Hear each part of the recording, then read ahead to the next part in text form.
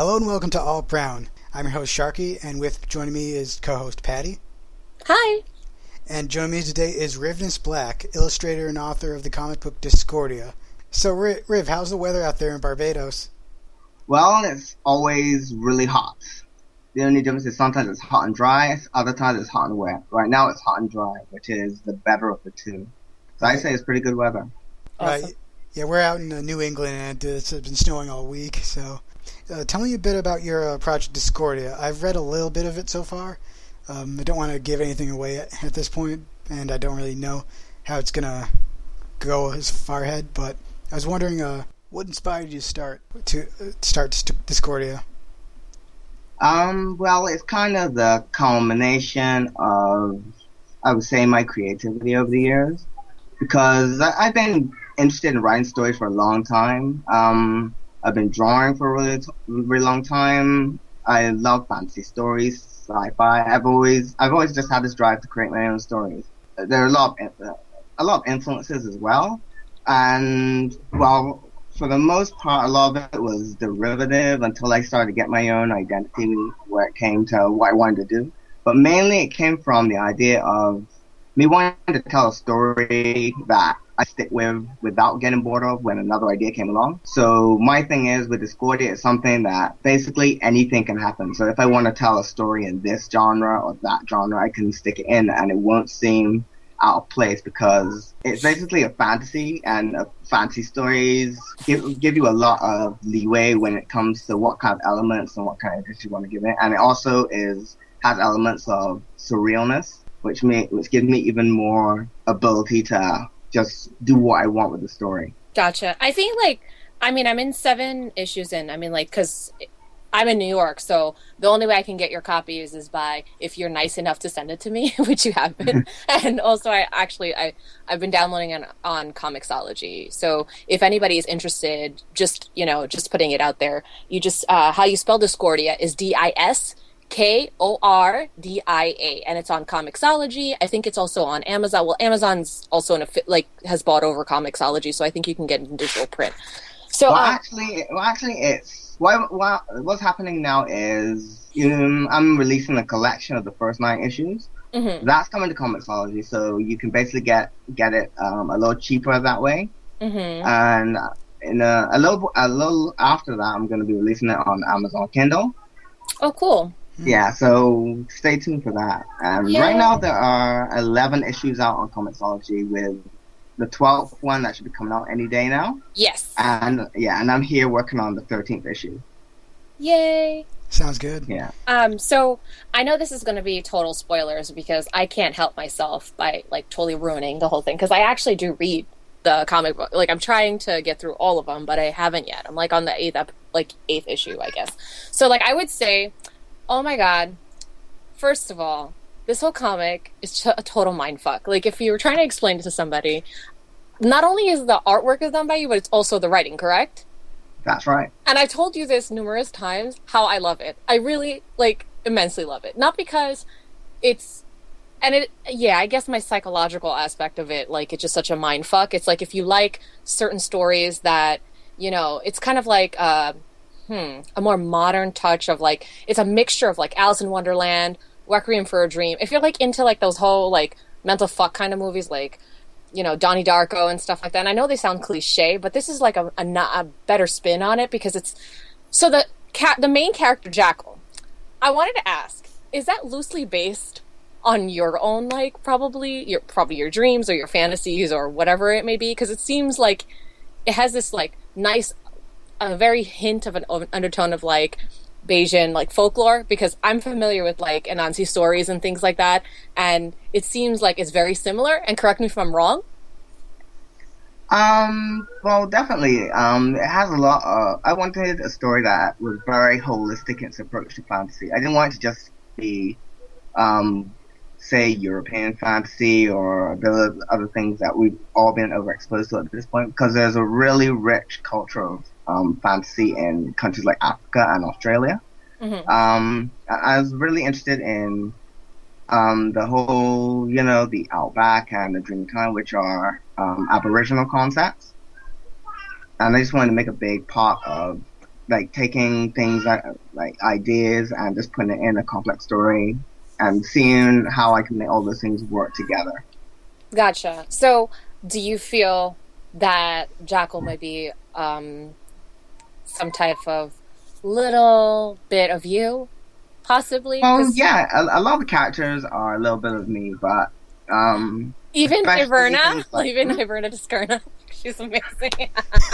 Actually, Yeah. Since my training's in journalism, I kind of felt at ease with Vernon Cutter. So in the nature of that, I have to ask: is Rivenis Black the devil? It's funny you should mention Vernon Cutter, but he's one of those characters. I really like those kind of characters, right? That I just create to kind of just to fill a spot, but then they kind of grow into their own thing, and then they end up being something that you really want to do something with. Because in the first few issues, I would say Vernon Cutter is the only person that is even approaching a normal character. Mm-hmm. So he's basically serving the role as a proxy. But I didn't want him to be this empty character that's just there so you can relate to him. I want him to be a fully relatable character that's going to grow and rise up to meet his conflicts or whatever throughout the story. And as for Jackal being like me, there are a few experiences that I drew on with him, but I wanted to either exaggerate or and intensify certain things. But yeah, a lot of his personality is kind of like me because I can be a bit of an asshole. And I guess your nice side is Squid Girl. Yeah, and I was much worse when I was that age. So I was kind of drawing on that kind of rebellious anger, that feeling of thinking that you're smarter than everybody else, and then kind of making it like he may be smart, but he's not as smart as he thinks he is, and right. Life will kick him in the ass, and he'll have to grow up really fast. I think like within the issues, like when he approaches the other world, when he visits the next world, and it's so interesting because it seems like it totally checks him.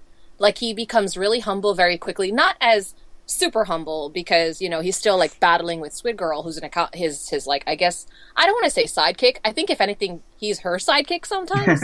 You know what I mean? It's just funny how they yeah. I want to make an interesting dynamic, and also I like you mentioned his reactions to things because I wanted his character to be very non-traditional as a main character. I don't want him to relate it to his reactions to be the most predictable. Right. He's somebody that would try to look cool in every situation, and also he's very apathetic.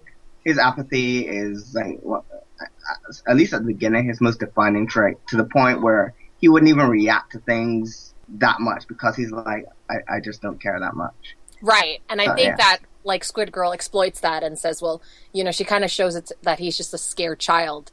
And, it's okay to fucking show your emotions and stuff like that. Which is why I think it's so funny because they have this like really good, you've written them so good that they have this like good back and forth that she'll like check his ass and say, well, it's okay to show your emotion. You don't have to act like you're tough because we all know that you're shaking like a little baby. You know what I mean? Because you don't know anything about this world and nothing is going on. And then when he's introduced to, oh my God, my mind just totally slips me, Millions. So your character who's all teeth, like just no face, just teeth. I don't think I've made it to this part yet. I'm at issue 3, but I think I'll catch up eventually. So go ahead.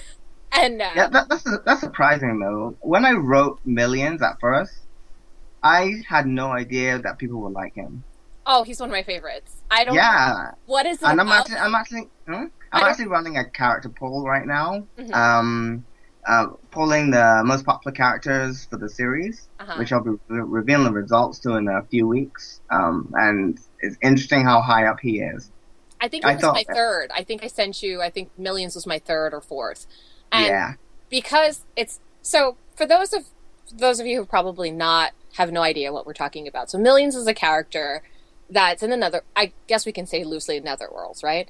That he's drawn with a head, but he's mostly teeth, and you're not sure what the gender. I wasn't sure if it was a he or she anyway. I thought it was just an ambiguous gender, and wearing like pretty much PVC like dominatrix boots and stuff like that. It's a very interesting concept.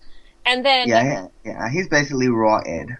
That's right, him. Right, completely. And he's just all about wanting to fuck, and everything that comes out of his mouth is just uber disgusting and to the umpteenth level. Like, it's not even sexual anymore. It's just more like chaos mixed with sexuality. And so the way that Jackal approaches him, which is just interesting because Jackal, you could see how he gets scared, but he's like, because he has Squid Girl, I think a part of Squid Girl, correct me if I'm wrong, she seems like his strength.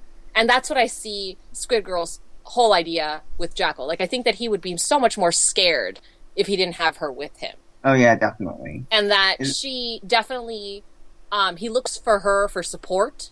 And if she's freaking out, he's definitely going to lose his shit. And they end up so they quickly will change to another scene, to another place. But because they're in this different universe and they're traveling through this whole mind idea, and you could see it's like this whole battle with his subconscious. Like, some people are more id, some people are more ego, some people like are a little bit of superego and a little bit of each. So it's very Freudian. So those of you who are really into like Freudian, neo-Freudian, that kind of stuff, this is like really awesome. That's just a side note. So this is why I enjoyed it a lot. Yeah, the main theme is consciousness and people's minds.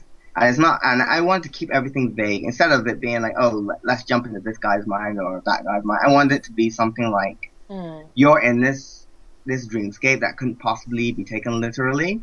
I'm glad you said that because that's what that's what I took it as. I thought that when they jumped into different places, it was different characters' headset.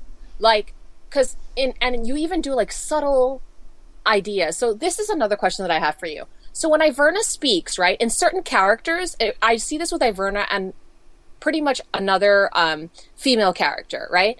I don't want to give away all the tidbits, but pretty much you color in the word boxes differently. So it makes me think that, okay, not only are they possibly in Iverna's headset, you know what I mean? Like in her mind, maybe they're just like traveling through her idea. So maybe she's the one that controls things because she seems to have, whether it's her, maybe even when I did think that it's possibly someone else's mindset, that she still has a lot of control. And I really like her. And you just give a little bit in much to like grab the person's attention, but you're still not sure. Like, I am not sure about anything in this novel, in this graphic novel. Not anything. I also kind of like that ambiguity. It's not like, oh, this is the Matrix Neo, and then right.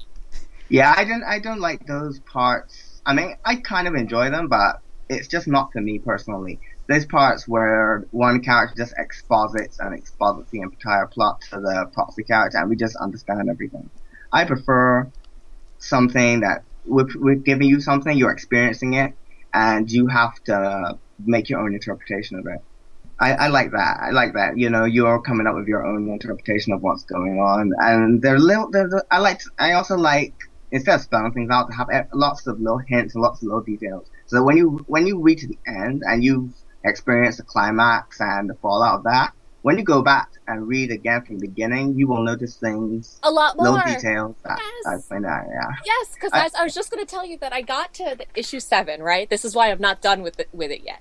So I got to issue 7, and then you realize it's only been not even a day, and I was like, what? Like, this is ridiculous. Let me go back and figure this out. Because it seems like they've been there for at least like 10 years. Because there's so much detail that's going on. Yeah. There are lots of things that are happening, and there are lots of little details, like little vignette scenes of things that I'm setting up for later. I like to do that. Like a lot of little setup things, like plots I have, issues I had. Like right now I have up to issue 25 in my mind, basically figured out like what I'm gonna do. And if you think that these first few chapters that you're reading are mind fucks, then the next saga, which I'm working on now, which is called Strange Days, is basically level 2. awesome. I'm so excited because reading every issue, and the cool thing is the first issue, I had no idea what was going on. I'm reading them like, okay, obviously this is set up with a lot of stuff that's going on. It's one of those things that you really have to pay attention to, take your time and read. It's not something that's like just easily readable and you can kind of grab on the pictures, because if you're just looking at the pictures, you have no idea what's going on. You don't know who's who, what's going on, what's being said. You're not really exactly sure, and I love that ambiguity. It's really, obviously you can tell you've put a lot of thought into it. I'm just curious, like, how long has it taken you to come up with this concept for Discordia? That's a kind of a hard question to answer because a lot of concepts were stuff I had from older projects that I didn't really follow through with. I had stories that I worked on before that weren't, to me, as original. Discordia itself, I got the idea from it probably 2009. I was working on it like throughout 2009. The process didn't take that long because one, I was using a few ideas I'd had from older projects, and two, I purposely wanted to start the story with as little planning as possible because I wanted to just like take a bunch of different elements that were just random, well, almost random, and put them together and see if I can make a coherent plot out of it. And basically, because of that, I've been able to like get ideas I never would have gotten if I had just sat down and planned out everything. Because certain like to get different stories to mesh together in the same world, you have to employ a little ingenuity, and a lot of really cool concepts have come out because of that. So yeah, the development process was fairly short, but it also helps. I've been basically working on it all the time since I started it, and it's just been coming together as I've been working on it. I gotcha. I mean, obviously, it's going to be like a work in progress constantly, but it was like the overall process. Obviously, it's been thought of really. Yeah, like it's just a lot. It's always in my mind. Mm-hmm. And I mean, like, I think the best example when like friends of mine, they're like, because like, you'll have friends that say, what are you reading? Or like, what's one of your newer comic books that you like, or books or whatever. And I always tell everyone, like, Discordia is really good. Not only because it's an indie comic and because you're awesome, I'm gonna promote it, right? But it's beside the point. It's such a mindfuck, and I always tell this to everyone. I'm like, it's a psychoanalyst's wet dream. If you walked into a psychoanalytical like office and you told them, well, just this tiny plot of like who Jackal is, they would book you for the next 3 years. They'd be like, oh, okay, we're just gonna, because it's all about sex. It's all id driven. It's all like, and Jackal's his ego, and I kind of want to ask you, is he ever going to come back into the real world? But a part of me doesn't want him to. And I know you're the writer, but like, and like, I'm hoping to God Millions is not really dead. And I'm like, nobody can really die if it's a netherworld, right? So, and so I'm not really sure, because like there's these other comic books, because when you read things, you always compare it to other things that you possibly have read, especially when you're explaining it to somebody, right? Me personally, it's hard for me to explain just exactly this, and I'd just be like, oh well, if you like such and such, you might like this, right? So what I always say is like, if you like Neil Gaiman's work, like Sandman, but it's not as, to me, I found Sandman kind of boring. It was very slow, it was very dragged out, and I know a lot of people are probably going to like lynch maybe because of this, but I really like Death. Did you read all of it though? I read up to volume 25. I do like Death though. I do like Sandman's little sister. Yeah, she has more of like a more relatable approach to me. I know they revamped Sandman, but I like Neil Gaiman's writing in general, which is why I've read it. Yeah, I'm a big fan of Sandman. Love his writings, his novels. Yeah, it's interesting you mentioned Death because her character seems specifically there to be a foil to Morpheus, because Morpheus himself is so unrelatable because he's inhuman, he's all these things.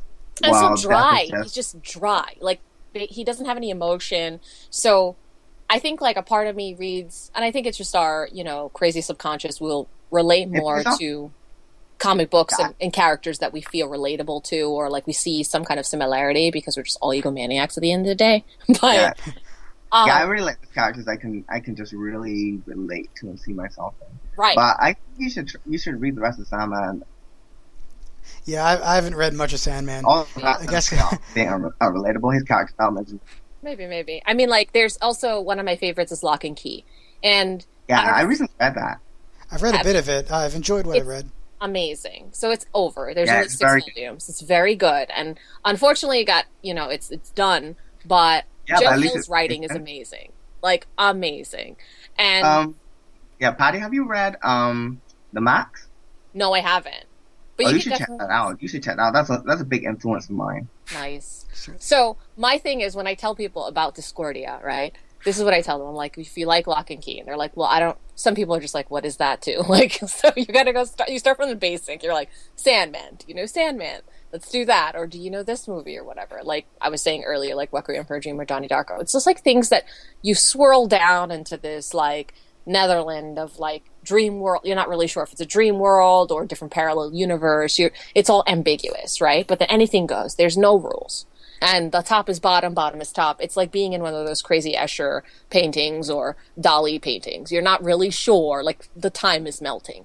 And the thing is, like, for me, why it was such a shock that it was only one day, which it really isn't a shocker because if you look at it in a psychoanalytic approach, and I'm not saying that all it's totally written in a psychoanalytical, like Freudian type of undertone, but you are obviously putting super ego in an ego, and that's all Freudian, ideas. It's the fact that I was there like it's only a day. There's 7 issues that I've gone through and I really had to pay attention, and there's so many little details that's going on, like it's just like boom boom boom boom boom, and it's not like one major bomb, like one major story plot bomb. It's so many going off at the same fucking time, and you're just like, which one do I pay attention to? Because for me, I cannot predict, and which is why I love this.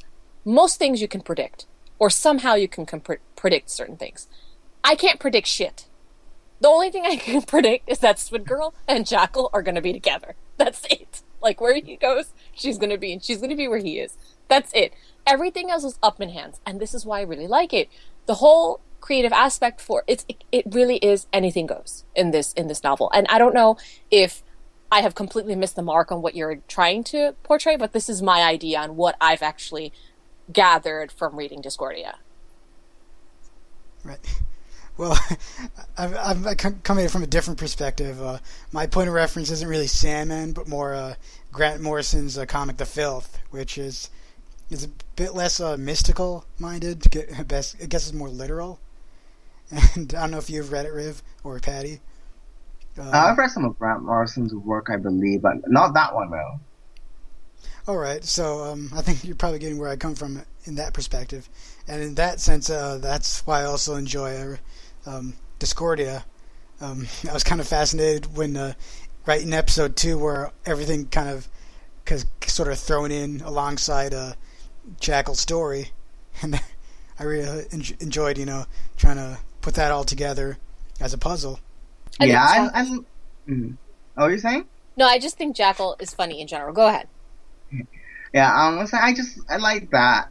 I wanted something where the reader has to put a lot of puzzles together, because I found my most rewarding reading experiences have been that moment where it's clicked for me and I've just gotten it, when it wasn't something obvious, when I'm surprised, but when I go back and look at all the evidence, all the evidence was there, even though the twist was unpredictable. I don't like a twist that's an asshole. I want something that all the puzzles are there, I just don't recognize them yet because I don't have the information. And that's kind of the web I'm trying to weave. I want something where you're experiencing all these different interesting things that are kind of keeping you off balance. But at the same time, it's not just random. When you see the conclusion, you'll realize that everything was put there for a reason. And that's basically why the first volume is called Feels Like Falling, because there's a part where Kata describes how he's feeling at experiencing this. He feels like he's missed a step on the stairs, like that moment where he loses his balance. He feels like he's there forever. And that's why, in addition to like the literal sense of Jackal's falling, why the first volume is called Feels Like Falling. I think like it's such a good balance between the literal and the play, like the mind play between what's not, like, I don't know if you want to call it for conversations, make it was a non-literal, literal, right? But it's just like, they meld really well because he is falling through a toilet, right? So, but he falls up. So how does that work, right?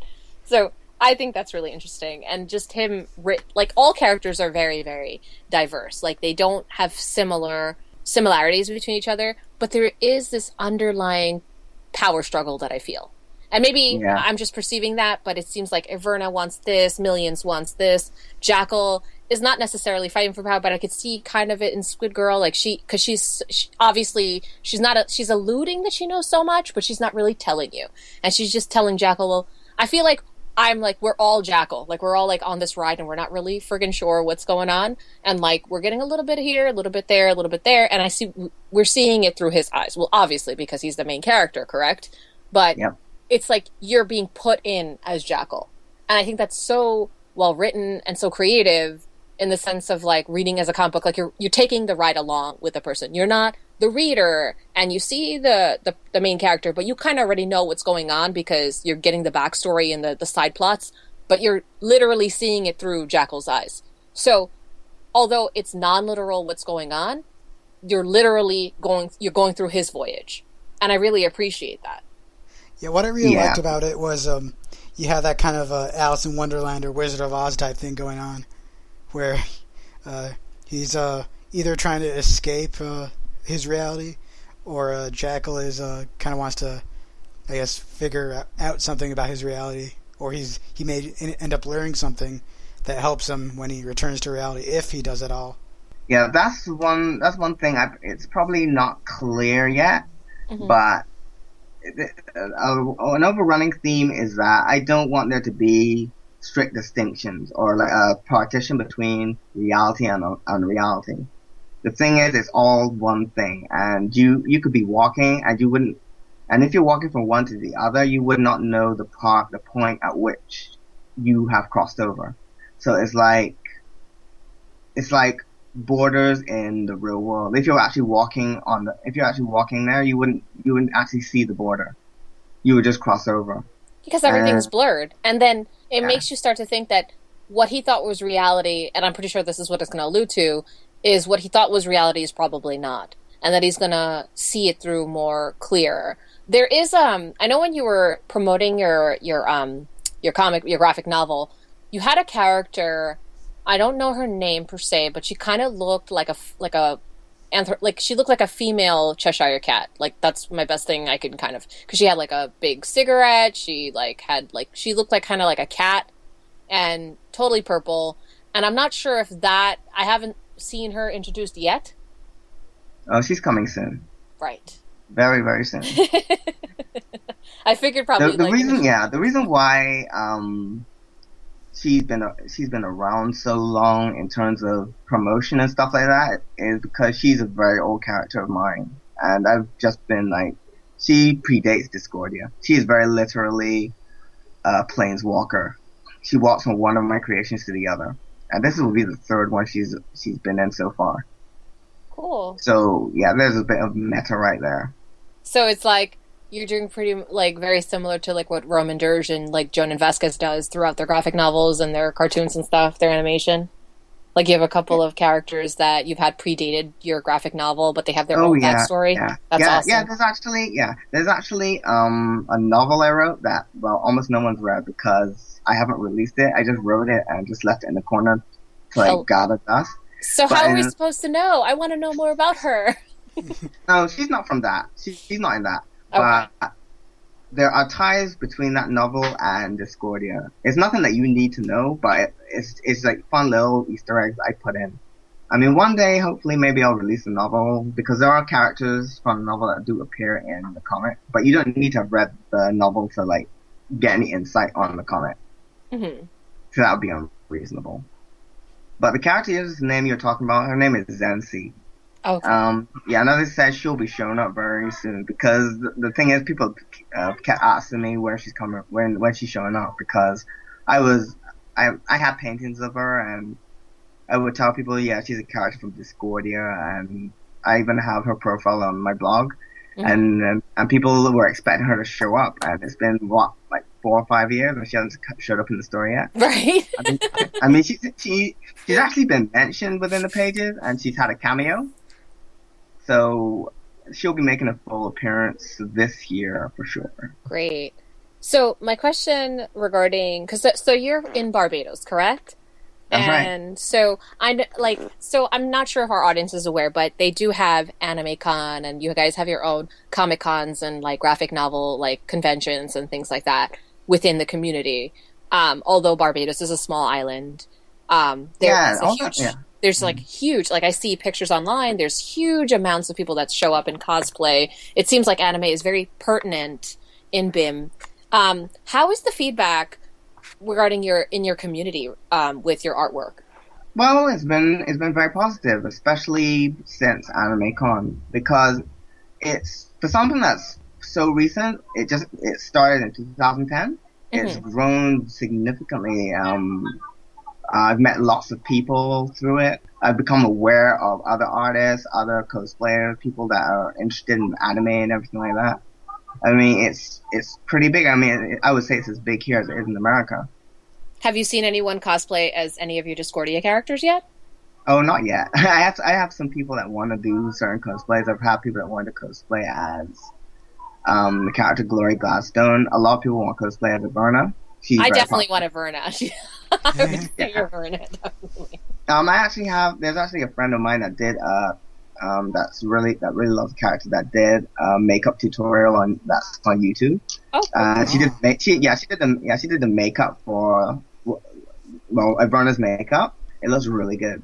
And awesome. It was just really exciting seeing that. Do you have any websites that we can see that type of, like, her tutorial, your work? I mean, like your Facebook photo fan page and things like that? Well, I probably have to look for the link for that, but my fan page on Facebook is Discordia Comic. That's Discordia with a K. I have a blog spot. That's Discordia Comic as well. And I have artwork on DeviantArt that has basically a compilation of the art I've done on it. Basically on DeviantArt and on Tumblr, all you have to do is search for Discordia Comic because they're both under that. I try to make everything under the same heading, so it's really easy to find stuff online.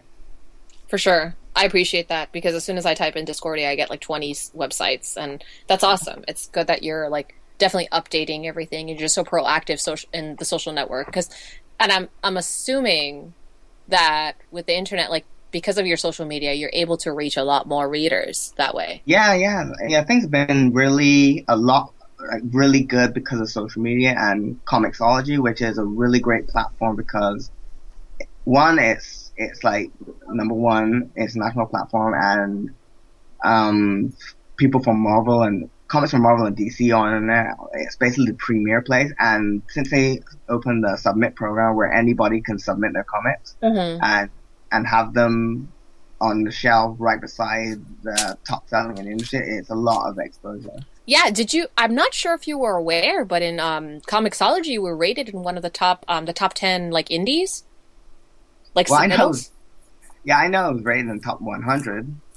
I didn't know about top 10. I don't know if it was 10. Maybe it was 100. But it was definitely in like one of the top 10, like top lists or whatever. Yeah. But when it was still really good because at that time there were over 1,000 comics on there. So in that program, so it was the top 100, that would be 1,000. Mm-hmm. So but that I was you on a top that was a good achievement. Probably my memory is just messed up right now, but I definitely did see you in a top 10 list.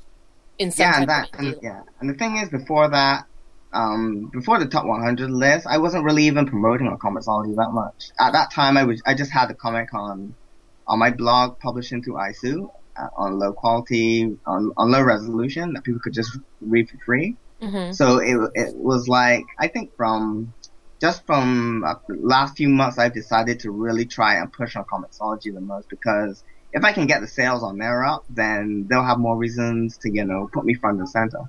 Because it's so easy to get it. I mean, like, you just download it and it's right at your disposal, and it's been hard moving to digital, especially like with old people like us who constantly just love the tangible comic book. But the thing is, I don't really have much choice because there are no comic stores here. It's just all digital. That or Amazon. I do have a good set of physical comics here, but I prefer to stick to trades. I love trades. Right now I have the whole volume, all 10 volumes of Sandman. Mm-hmm. And whenever I see something that catches my eye, I like a good, like a really sexy hardcover, something that will, like a coffee table, but no, something that will look really pretty. Cool. And it's also a nice big fat thing. That's how I want to have Discordia published someday. I want to have it printed as hardcovers, each volume. Mm-hmm. So I'm working on that and seeing what avenues I can go down to make that a reality someday. So what do you see in the future for Discordia? Do you see yourself like being at like Comic Cons for like the big Comic Cons in New York City and San Fran? Definitely. I definitely do. I definitely think it's going to do very well. I mean, what is your plans regarding traveling and such? Well, right now, I'm focusing on actually just working on a comic. I'm trying to build my fan base right now because if I can get my fan base up, then that'll basically make everything a lot easier. Because to print right now, how I want to print would be very costly, but at the same time, it's still cost effective, so it would be worth doing. I would love to print out like I was saying, the hardcovers, and I would like to travel. But for right now, the money isn't really there yet. So I'm just kind of like focusing on production and growing my fan base. Because if my fan base is there and I'm producing, then I'm sure things will come. But I'm definitely looking to do the traveling. So right now you're just independent. You're not even under any kind of label, correct? Yeah, I'm totally on my own right now. I was allied with some other creators in the island for a little while. They're called Beyond Publishing. Those are some really talented guys as well. But I decided that I prefer to just be on my own with it. Mm-hmm. But those guys are also doing some really good work, and their stuff is a bit more locally flavored. So if you want something that has more of a Barbadian tone with Barbadian folklore and stuff, their stuff is a lot more infused with that type of feel. Cool. And in the comics community, what sort of prominent themes or fandoms are present in the island? Pretty much every shape and color you can think of, really. There are lots of younger people that are into like anime, like Naruto and One Piece. I myself am a huge One Piece fan. Let's see, there's like most popular anime you will find will have a following. They're even like the nerds that are into things like Doctor Who and Game of Thrones, things like that. Like it's almost like a microcosm of what you will find in America. You'll find every single kind of group there. Yeah, you mentioned your colleagues at Beyond Publishing. I was wondering what sort of influences they draw on as far as Barbadian themes. Well, there are lots of things like folklore and traditions that are portrayed in their comics. Things like Kadooment, Carnival, folklore legends like Steel Donkey, Heartman. I'm not really the best person to talk about with these things because at heart I'm kind of more British, which is why you'll find my comic isn't really that Caribbean flavored. It's not really like a choice thing. It's more of my own influences.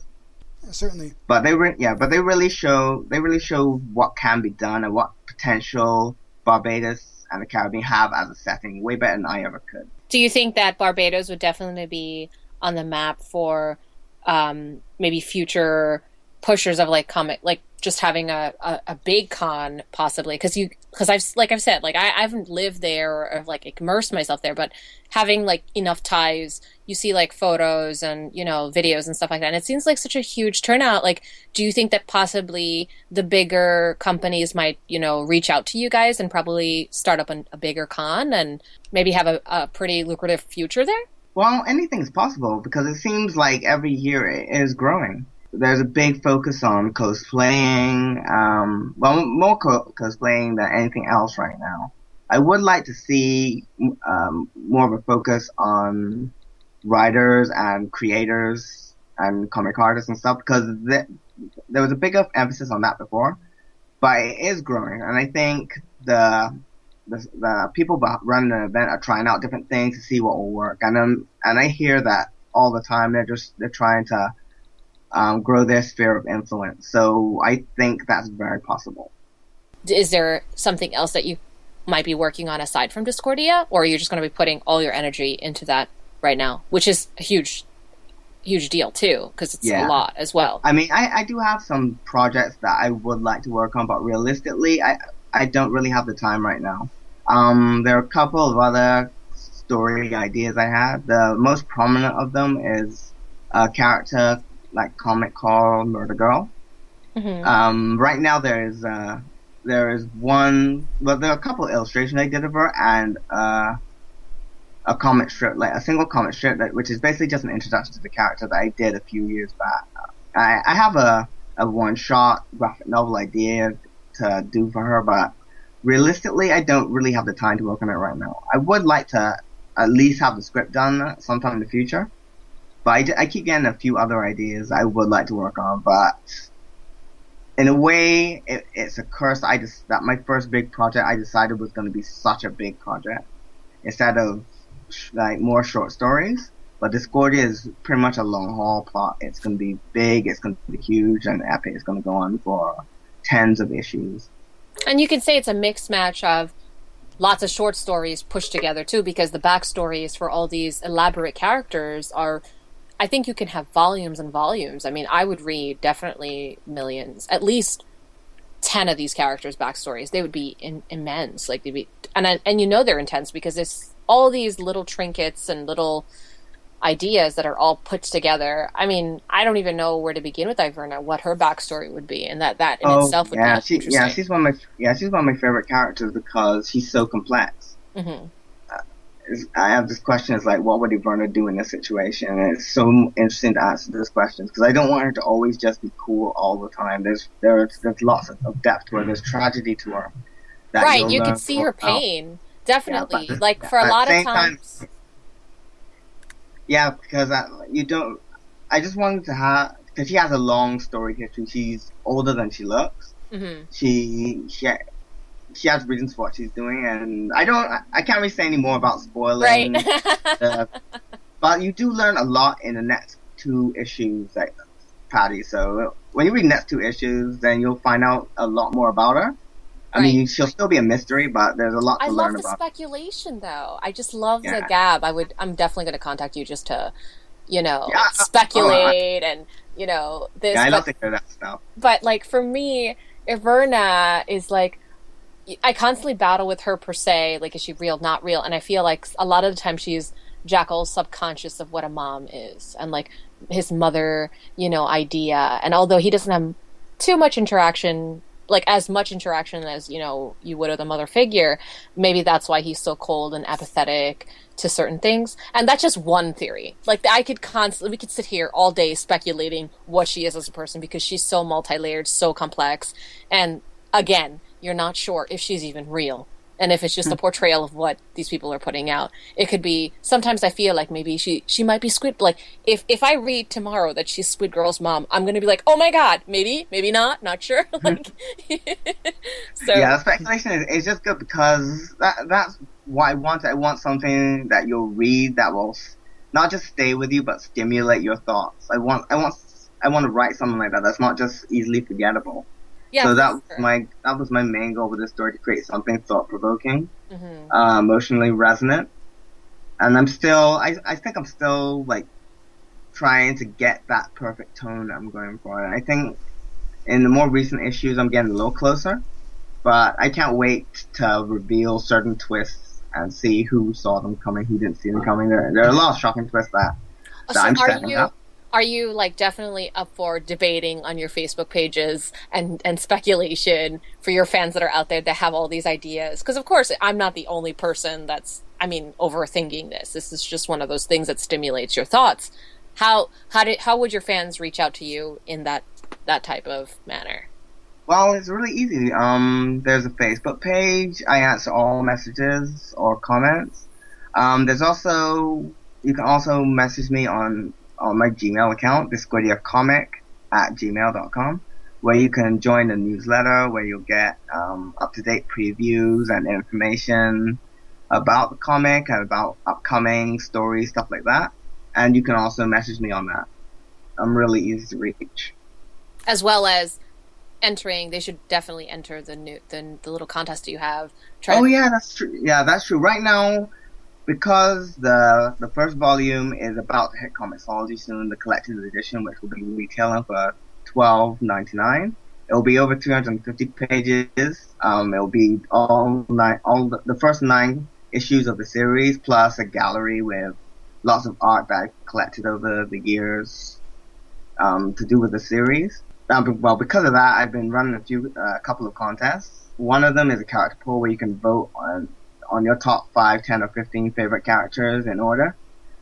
You can find out more details now on the Facebook page. I'm also looking to get fan art from any artists out there that feel a character resonates with them. I'd love to see fan art from them. Anyone that contributes fan art will be getting a free book, by the way. Oh wow! Wow. Yeah, and from the people who enter the character poll, from people who vote on the character poll, I'll be choosing winners at random from that. Cool. So there are lots of ways to win yourself a free copy. All right, that sounds good. I feel like I could wrap up here. Is there anything else you want to add? No, I'm good. I mean, is there anything else that Riv wants to talk about? Well, I could talk about overall themes. I did mention it. It's basically about consciousness, about the human experience. It's about people coming up to against adversity and stuff like that. It's metaphorical and literal in the sense that it's about all these people experiencing their lives, and it's analogous to the real world where people don't really know what the purpose of everything is. Do they know? People say that God exists, but do we know? People disagree on all these things, and I just wanted to create something like that. And my ultimate goal is to create a world that's deep and complex as Tolkien's, right? Or even Harry Potter. That's the sort of thing I'm going for. I just want to create this world. So the main character, Discordia, isn't necessarily Jackal. It's Discordia itself. It's the world. The world is basically the main character of the comic. So it's a living being. Like, it's not necessarily... Well, not necessarily. I mean, you can say anything about it, but what it is this vast, complex thing where people just try to live, try to come out on top, or try to leave. It's just this place. All the stories happen inside of it. It's connected. It's this giant interconnected world mainly.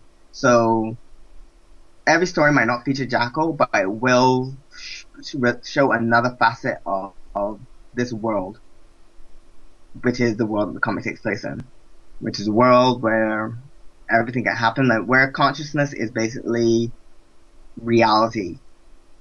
Basically, minds come together to create this world. I know that sounds like rambling, but it'll make sense when you keep reading. I think if you read the comic, it does make sense, because it's hard to explain. It really is something that, to me, I mean, you're the artist, so I don't feel so bad, like, not being able to kind of put it together. Yeah. Well, anyway, I look forward to seeing what you have to offer in the future as far as Discordia. I have a bit of catching up to do. But anyway, thanks for taking the time to speak to us, Riv.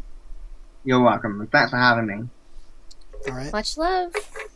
Okay. All right. And that was Rivenis Black, the illustrator and author of the comic book Discordia, spelled Diskordia. For more of ALTbrown, you can find us on altbrown.tumblr.com and Facebook /AltBrownCast. Thanks for listening.